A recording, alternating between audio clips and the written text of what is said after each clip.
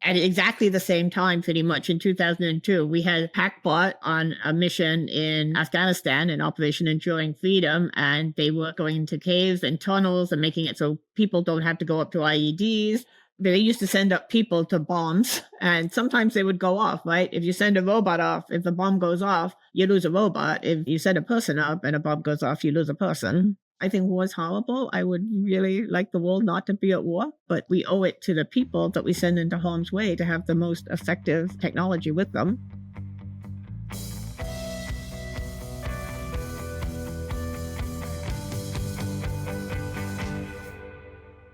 Hello, everyone. Welcome back for another episode of Automated. My name is Brian Heater. I am the managing editor at A3. Very excited to bring you this week's conversation with a robotics legend, Helen Grenier. To pull back the curtain a little bit, Helen was actually the first episode of the podcast that we recorded, so we really appreciate her coming on sight unseen.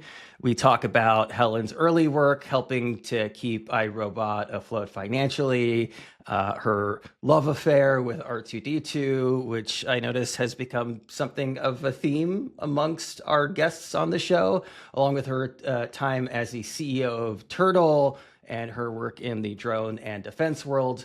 Always a pleasure speaking with Helen. Thank you so much to her. Thanks to you for tuning in. Please like and subscribe, tell a friend, and don't forget to subscribe to our weekly automated newsletter, which drops every Thursday morning.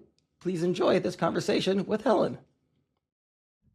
You know, we've known each other for a while, but I still went back and watched some older interviews that you did to get some historical context. And one story that you've come back to a lot is how you got started in this. At age 11, a movie came out, and I assume that a lot of your peers in school had their various crushes on, you know, Princess Leia, Han Solo, Luke Skywalker, but not you.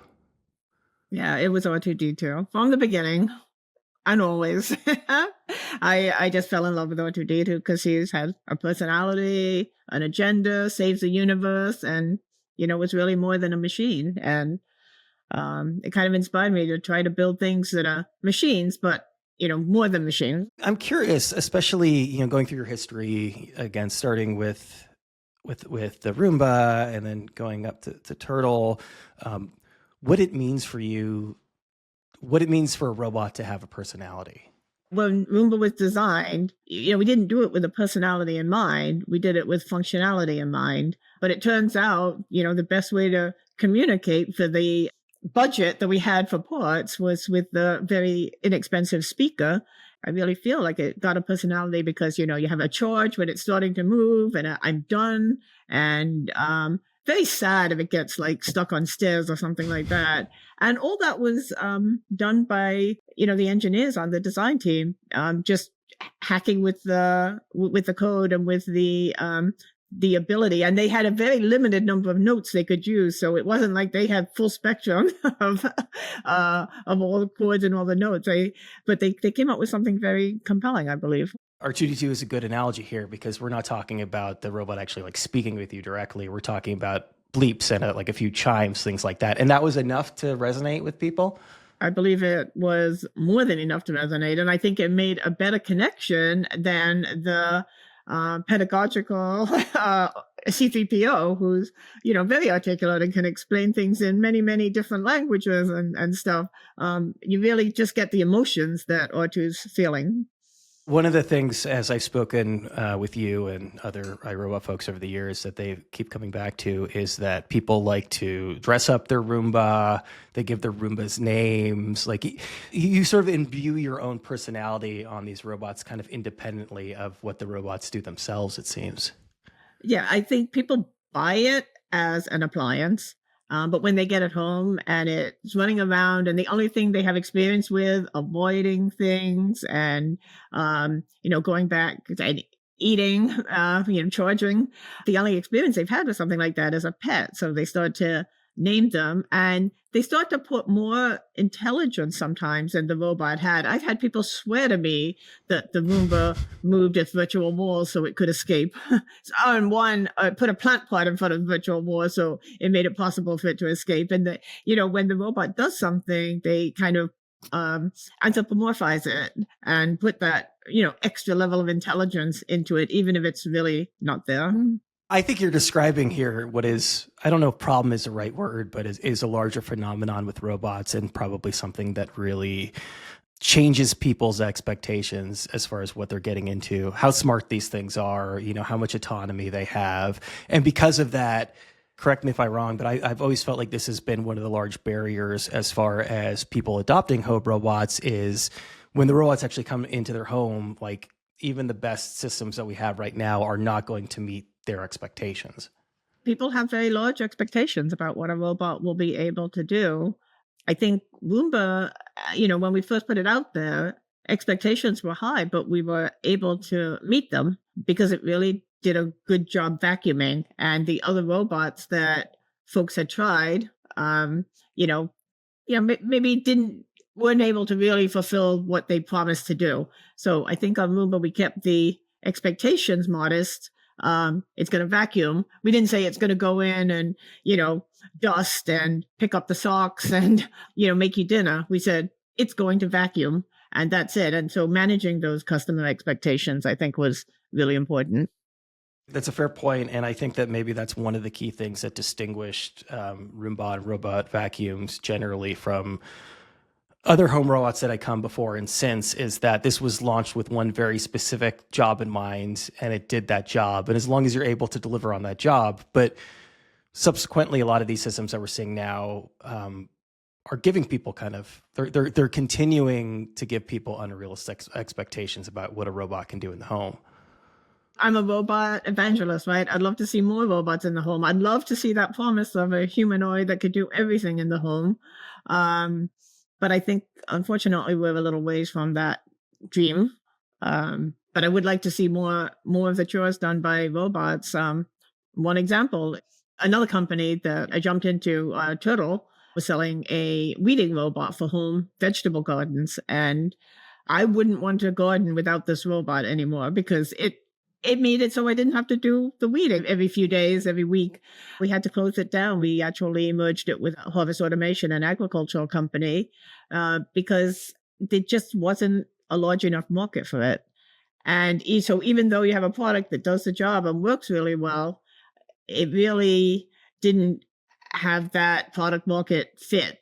There's a saying in the military, amateurs talk about tactics and professionals talk about logistics. And, I think in robotics, it's amateurs talk about cool design and professionals talk about product market fit and what this robot's going to do for you, how much does it cost, and who you're going to be your initial customers and how you're going to expand that beachhead.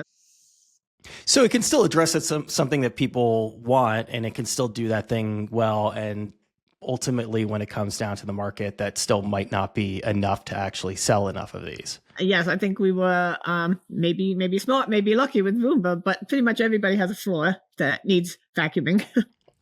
Smart and lucky, maybe, but it also took you a long time. It took you, like 12 years or something like that to actually get to a point where you had a robot that you could essentially build the company around? Well, we started iRobot in 1990. Myself and Colin Agg were right out of grad school, and Rod Brooks was still a professor at MIT. And it wasn't, we did any robot for money for the first 8 years. And it wasn't until 98 and 99 we raised our first venture capital, which gave us the ability to do what we wanted to do. And one of the people at the company proposed, let's make what was considered the simplest possible thing first, rather than some of the more extravagant, complex robots that we had been building for other people. So we started on the Roomba in, I think, end of 98, 99, and we put it on the market in 2002. So when you went and raised that funding round, I mean, previously a lot of the funding had come from, I think, like DARPA or at least defense, but when you spoke to VCs and sought out that money, did you already have a specific product or a specific niche in mind? I would like to say that, but so the money before the venture capital, it did come from military contracts, but it also came from large companies. Like we did a toy with Hasbro, we did a downhole oil robot for the large oil companies. We did robots for SC Johnson Professional, a larger cleaning robot. And, we got really good robots built, but we never got it over the goal line, right? Because the large companies, they work at glacial pace, and, either the person would move to a different job, or they decided that they didn't want to put the money into the marketing, go to the next step with it. In 98, 99, we had enough of a track record building robots. The ones for the military was starting to have some success in the in the research contracts, and we were able to raise money. And first we raised just small amounts, 1 million, 1.5 million. It wasn't until I think 2000 where we raised, something like 5 million. But we were never able to raise money for a consumer product until we had it on the market. And not because we didn't try, right? It's just the wisdom at the time was you cannot launch a consumer product with no money, and you're not going to raise $100 million. So don't talk to us, because, when these companies launch a consumer product, they put $100 million into it, and you're never going to raise that amount of money. But we were able to do it with a very modest amount of money because we did, more guerrilla marketing, a lot of word of mouth. We had good relationships with the people, the tech writing community, people that reviewed product, Wolf Mossberg, Lev Grossman, and others. And when they got the robot and they tried it in their homes, unlike the other robots that they'd been given previously, they said, wow, this really works. And they wrote, glowing things when we launched the Roomba. So we were able to do what they call earned media rather than paid for media to get the word out there about Roomba. That period between, actually settling on a product and settling on a market and then bringing it to market, how much of that was a product of the time that you were able to do that? I mean, do you feel like that's something that somebody could replicate now? I think you could do it easier now. There's Kickstarter, there's VCs who are willing to put some money into consumer products because they know that you can get the word out there easier with, pay-per-click and, the things that didn't exist back in, 2002. In terms of funding, though, like prior to actually raising that 5 million, I mean, obviously, you alluded to this to a bit, but was it bootstrapping? Was it using the funding that you had from working with like a Hasbro earlier? Well, I think for the first 5 years, we never had the money in the bank for payroll. And we had to stop what we were doing, make the calls. Can you please pay us? And, we're not going to pay you for those chips, but can you deliver some more anyway? Else we won't ever be able to pay you. So it was really tough. It was very stressful, but that really taught us the value of money, and it made it so we didn't raise a lot of money and burn through it. It made it so you make every nickel scream. And I think that, because we were out of grad school before that, I really think we needed that lesson in how to run a company cost effectively to be able to succeed. There's a lot of you just having to operate off of goodwill, off of, something of a track record, and that you have built robots. But I assume that having Rod on the team was part of that as well. And, both of you coming from MIT, that there was a lot of just, hey, trust us. Like, we're going to bring this thing to market and things will work out. That helped with both getting the military contracts, having a, out of MIT tag was good. And Rod's work, of course, with the behavioral control. He was well-known roboticist, and getting, what was going on at the AI lab was very, very innovative, and getting robots out there working in the real world for the first time. So that certainly helped. We were able to sign multi-million-dollar deals with some large companies like Hasbro, SC Johnson Professional, large oil companies, because we had that background. But we were also able, when they came to iRobot, they saw all these robots running around and all these great robotic engineers. So it kind of like was the place that was happening in robotics at the time.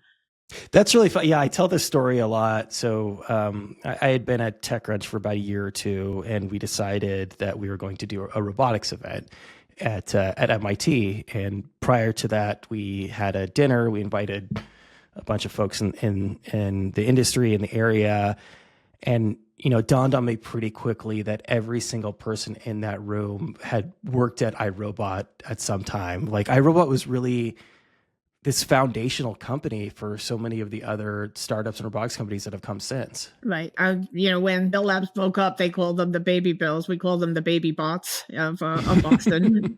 In terms of Because I don't think you were at Tertill like right from the very beginning, right? I wasn't. Joe Jones and William started the company, and John Chase, and I jumped in because, well, they did a Kickstarter. I wanted to help them because they're people who worked with before. I didn't really expect the turtle to work, but they gave me one. I put it in my vegetable garden and it worked. And I said, I love gardening as I love robots. So I said, I'll jump in and help out. And I was able to raise money for them. We were able to get on the market. We were able to deliver thousands of units. We had very happy customers. And we had some issues, but all of them were solvable. But what we didn't have was good product market fit, right? We didn't have a large enough market, a large enough base of people. Like some people who want to be in the vegetable garden want to escape technology, right? They don't want more technology. Now, the turtle is great, right? You put it in your garden, you turn it on, and because it's solar powered, you don't even have to worry about charging it or anything like a cell phone. It was really, truly autonomous robot that lives in your garden and keeps the weeds from growing.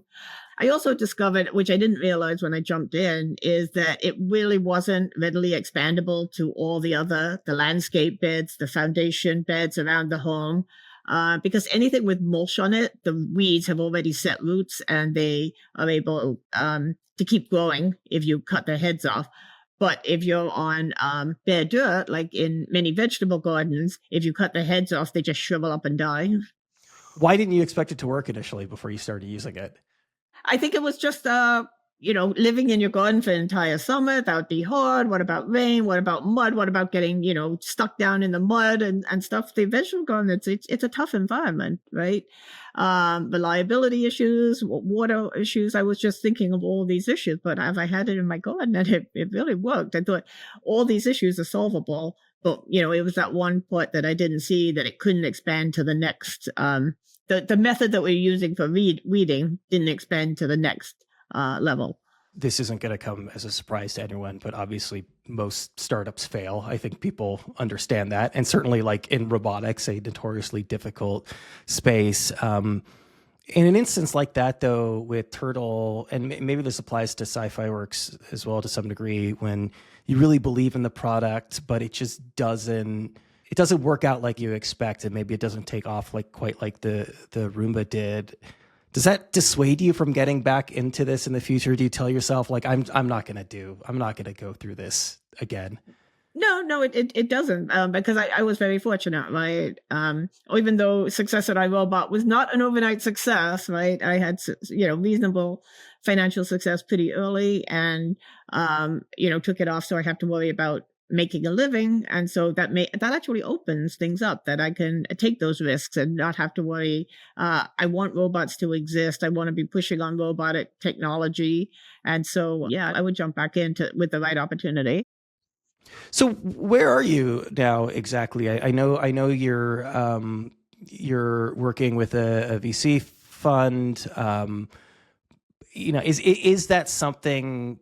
Is getting back into the space in that way something that's kind of on your radar at the moment? Well, I'm a small personal investor in a lot of different robot companies, and I'm an advisor for Cybernetics, which is that VC firm you mentioned.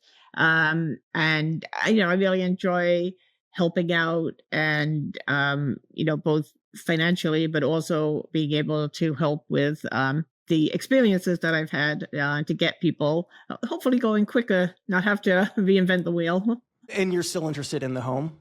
I am interested in the home. Yeah, not really home, but I'm an investor in Yard Robotics, which is doing grass cutting as a landscaper, but that's for the home. There's a smart home company that I'm an investor in. I think there's still a lot of opportunities around the home. And, I would love to see more jump in.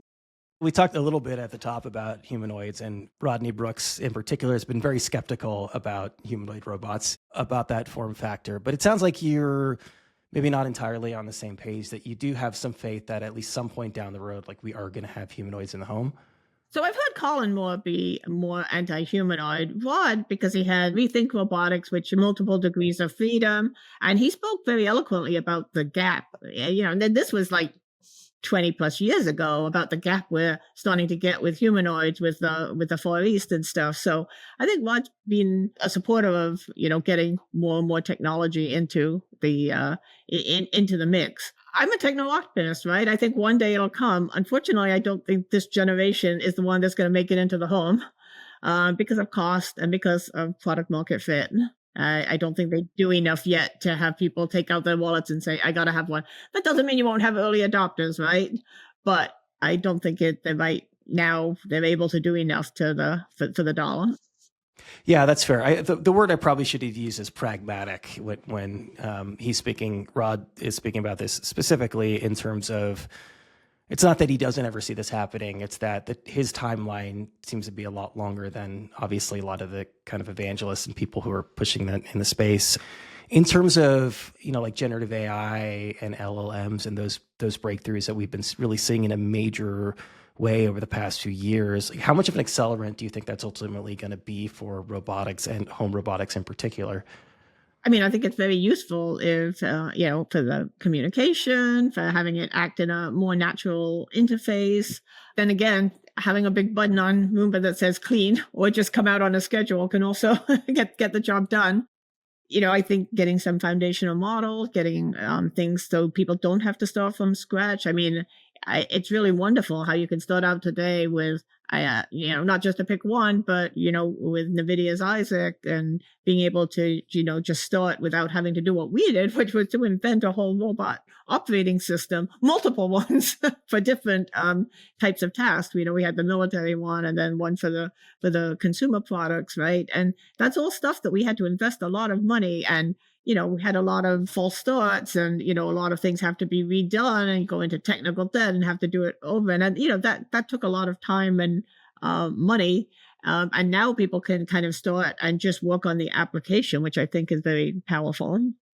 iRobot really building a foundation there. We had to work on the plumbing as well as yeah, working on the plumbing, building the infrastructure that's there. And again, you haven't been with the company for a long time, but I think observers would point out that for some reason, probably for a lot of reasons, like iRobot hasn't had that follow-up product in the same way that they haven't been able to address, I guess a different vertical in the home space with, as meaningful a technology. Does that come down to just having too much focus on the Roomba specifically? Is it come down to just like even having laid the infrastructure and groundwork that it's still incredibly difficult to penetrate that market? Right.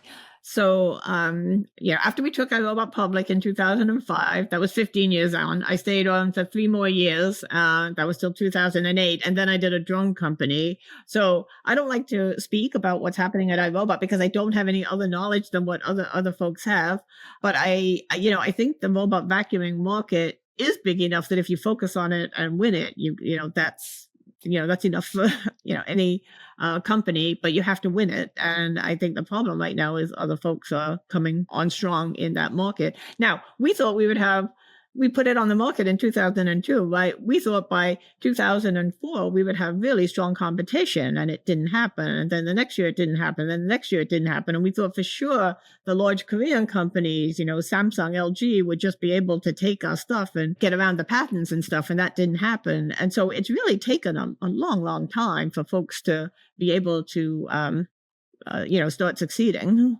That's totally fair. And I'm probably a part of this problem when it comes to, again, having like unrealistic expectations, seeing a company have one success and expecting them to like immediately diversify. But yeah, I mean, you're right that for at least the majority of iRobot's existence, that they have been the leader and at a certain point, the only company in that space. Well, if they put another product out and it had failed and somebody else took the market, people will all be pointing at it and say, well, it's because they focused all their effort on this other product, right? So I think it's a little bit of a catch-22 there, that keeping the vacuuming market, I mean, as people adopt more and more, the get rid of the old-fashioned vacuums, right? That's a huge market for it. And it's worldwide, right? Not just in one country. It's really everybody has a floor. And whenever you look at other areas like lawn mowing, well, it might be very good, but there's a huge amount of people, especially early adopters in the city, who don't have a lawn, so they don't even, they're never going to buy one, right? It seems like to a certain extent, you never really strayed too far from that defense world. We talked a little bit about some of the contracts early on that kept iRobot going.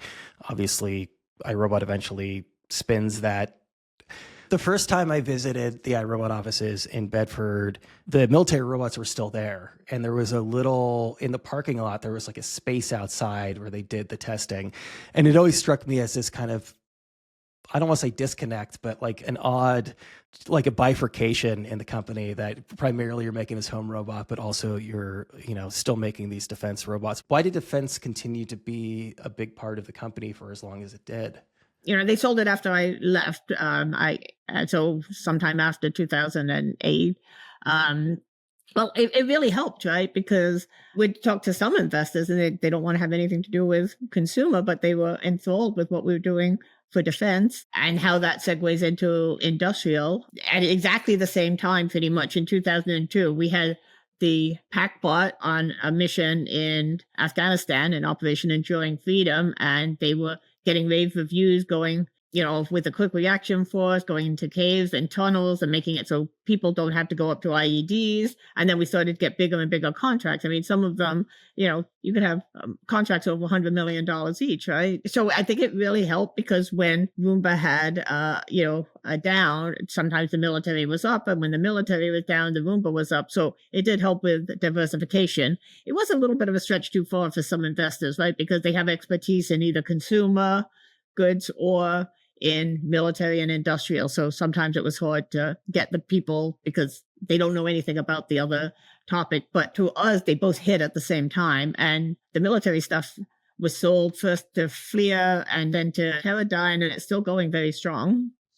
Yeah, maybe something that people don't really understand as much in this context. Obviously, the robotics market has changed, and people's willingness to invest in it has changed as well. But it's just how important military funding and DARPA expressly was to keeping so many of these companies afloat. Like, famously another MIT spin out, Boston Dynamics, like that's what kept them going for a long time. Exactly. And much more dollars than we were got until we got into production. And then we were, far exceed what they had from the military.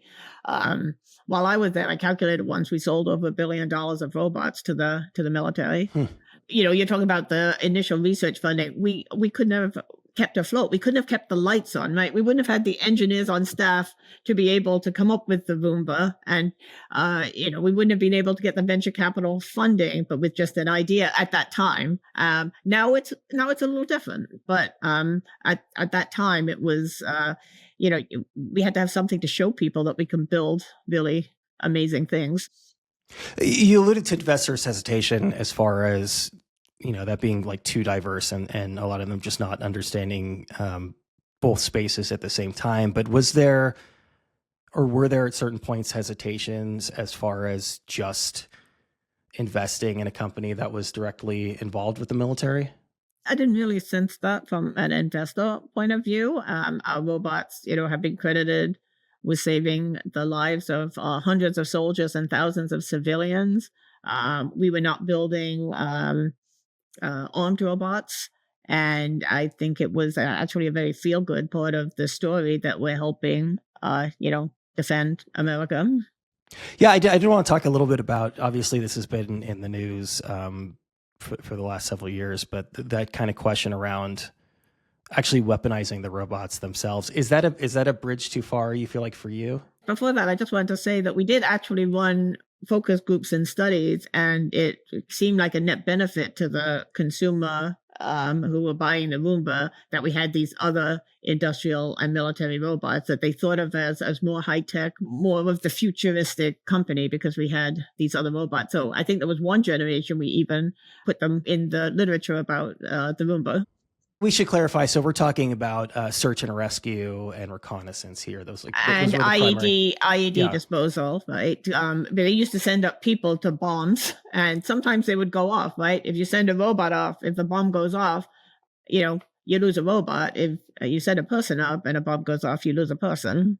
That's actually a good place to bring it to then, like, because this is where I see the conversation being right now, as far as around like domestically weaponizing robots. Is famously about 9 or so years ago in Texas, there was a case of a police department actually like putting a bomb on a robot and sending it into a hostage situation. And that seems to be the line for a lot of people, right? If the robot is there to dismantle the bomb and save lives, great, but actually sticking whether it's a bomb or an autonomous rifle onto one of these systems is crossing a line for a lot of people, it seems.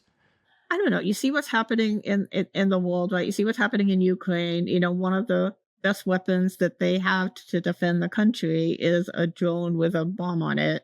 And it's cheap and very effective. And I think war is horrible. I would really like the world not to be at war, but sometimes that happens. And I think we owe it to the people that we send into harm's way to have the most effective technology with them.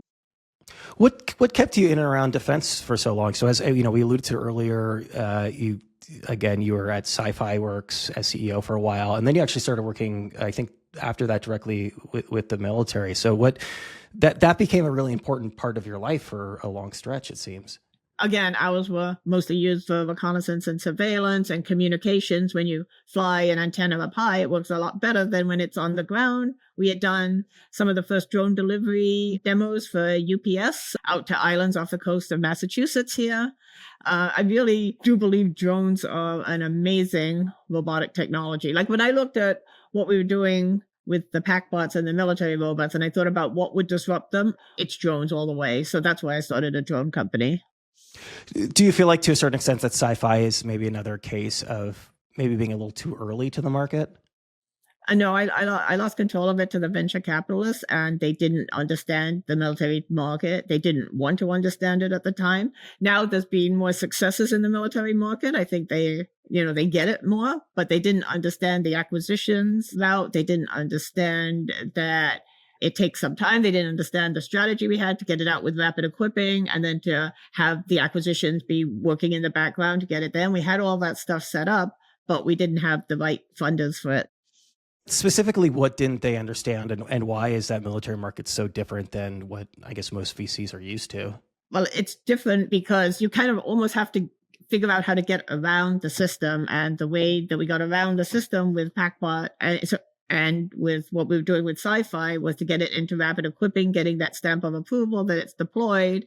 And at the same time, you have to have the money allocated, right? So you have to be in the programs of record. You have to be in the POM, or else they can spend a certain amount of money, but they can't spend the big money that has to be allocated by Congress. I don't want to get into politics here. I don't know what happens from here on in, but the way it has worked in the past, you have to have both of those. And that's what we would do. That's what we did at iRobot, and that's what we were doing at Cyphy. Something I wanted to circle back on, we're talking a little bit about your early days. Actually, we haven't really discussed, aside from Star Wars, that much of your pre iRobot time, but I saw a really great quote from you, maybe a paraphrase, that your long-term goal, or the thing that you were most excited about at the time, was understanding the nature of intelligence. And what did that mean, and how does that specifically pertain to robotics and AI? Well, I mean, robots. Do you need to make it broader than that? Robots are just a great instantiation of AI, right? Because you can do a lot with a computer, right? But at the end of the day, when you turn a robot on, it comes to life and it has to navigate. And I think there are aspects of intelligence that are embodied intelligence, right? So you have to understand the physics of what's happening. You have to be able to use your senses and be really immersed in your environment to really understand things. It's not all just academic on the computer, right? And so I think that along the way, even the behavioral control, seeing how the thought that Rod had was, well, ants can do a lot, or flies can do a lot with very modest computational assets. How the heck are they doing it? And so, can we start to duplicate some of that? And now, as a lot more people are interested in AI, and there's been more advances in it, with the transformers and stuff, you get to really see more about intelligence. No, I don't think we're there yet. I don't think we're hitting AGI or anything like that, but you can kind of see how it's becoming more and more brain-like as we go further in these technologies, and how it actually helps the robots not to have to program every move that they make or every behavior that they have. And what they're going by backtracing these algorithms, what's happening in the LLM now. It's truly fascinating how these things are developing, how they think. So I think there really is a lot to learn. And, part of the reason I'm in this field, and I think part of the reason others go into this field, is to really understand the nature of intelligence. I feel like this is something that doesn't get talked about enough, is how much, like specifically when we talk about generative AI or LLMs, how much of it is still a black box that, that all these amazing things are happening. Because I don't think most people like quite get this, that it can do all these, very cool things, but like even the people who developed it don't quite understand how it's working underneath the hood. But now they're starting to trace it back and figure out what it's doing. I think, Minsky, started to neural networks, right? It's like, it's just a black box. You don't understand it. I'm interested in really understanding. And, what they're doing now with, being able to have it do something and then go back and understanding. I think that kind of works too. As long as you go to that next level of trying to understand it, you don't just say it's a black box forever. Yeah. Is there anything that's sort of come up in recent years that has surprised you about AI or the nature of intelligence? I mean, that's fine. Maybe that doesn't directly answer your question, but what really surprised me is one of the first applications for these LLMs is coding, because I was sort of coding as highly syntactical, right? Everything had to be perfect. But, I hadn't coded in many years, right? And I went on and I wanted to build something, and I could do it just by asking an LLM to do it for me. So the real surprise to me was that one of the great applications for this is to help people be able to get into coding. When you think back to, again, like 20 plus years ago, when the team was developing the Roomba, and obviously everybody, like, this is a big part of robotics for a lot of people, is kind of projecting, right? And like, and anticipating where things are going. How does where we are now in terms of the robotic space, like, compare to where you thought we would be in 2025? Well, it's a bit disappointing in products that are deployed. I think the robot demos are a dime a dozen. It's robot products that get that innovation cycle, that innovation engine, that market engine running. And so I'm a bit disappointed in the amount that have made into products. But I think these hype cycles actually do drive technology forward. For example, in self-driving cars, from an investment point of view, I think, the first few companies that did them, and they got sold to the large auto company, that's a success from an investment point of view. But it's not necessarily a success from a robot point of view, because I understand that they've been closing them down. And so, sometimes having a large hype cycle can kind of, like, it got a lot of technology built, but sometimes it doesn't get you to that end goal, which the end goal has to be products on the market that people use and love. And then you could build the next generation using the money from that. Yeah, this is something I like to discuss as somebody who covered, smartphones and consumer electronics for so long, is all of the innovations that have come subsequently because of the technologies that were created for those devices, like unexpected places. And I think, like, largely, if you look at where robotics are now in terms of where they're being deployed, industrially, that a lot of that is, in fact, a product of money that went into self-driving cars.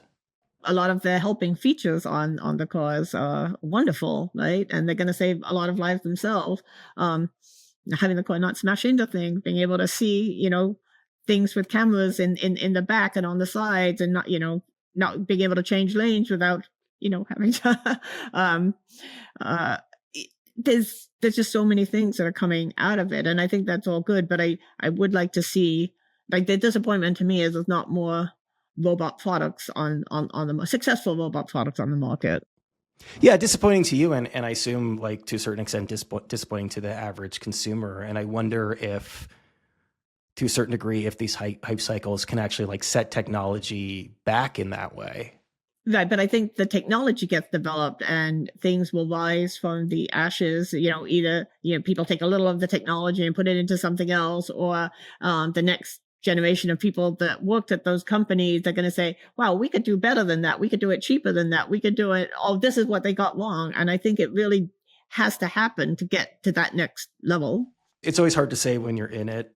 I probably said this before and been wrong about this plenty of times before, but does this current, I guess, hype cycle, possibly bubble that we're in right now as far as AI and robotics are concerned, does it feel different than in the past?